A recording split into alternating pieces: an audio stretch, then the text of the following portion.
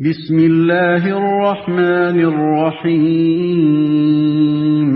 اللہ کے نام سے جو رحمان اور رحیم ہے۔ یا بنی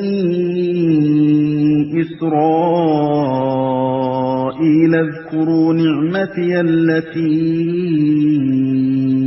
انعمت علیکم وانی فضلتکم علی العالمین۔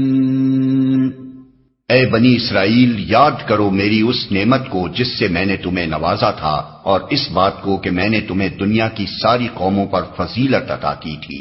یہ اس دور کی طرف اشارہ ہے جبکہ تمام دنیا کی قوموں میں ایک بنی اسرائیل کی قوم ہی ایسی تھی جس کے پاس اللہ کا دیا ہوا علم حق تھا اور جسے اقوام عالم کا امام و رہنما بنا دیا گیا تھا تاکہ وہ بندگی رب کے راستے پر سب قوموں کو بلائے اور چلائے۔ واتقوا يوما لا تجزي نفس عن نفس شيئا ولا يقبل منها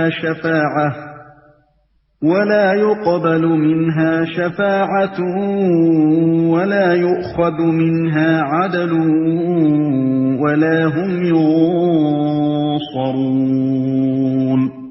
اور ڈرو اس دن سے جب کوئی کسی کے کام نہ آئے گا، نہ کسی کی طرف سے سفارش قبول ہوگی، نہ کسی کو فدیہ لے کر چھوڑا جائے گا، اور نہ مجرموں کو کہیں سے مدد مل سکے گی۔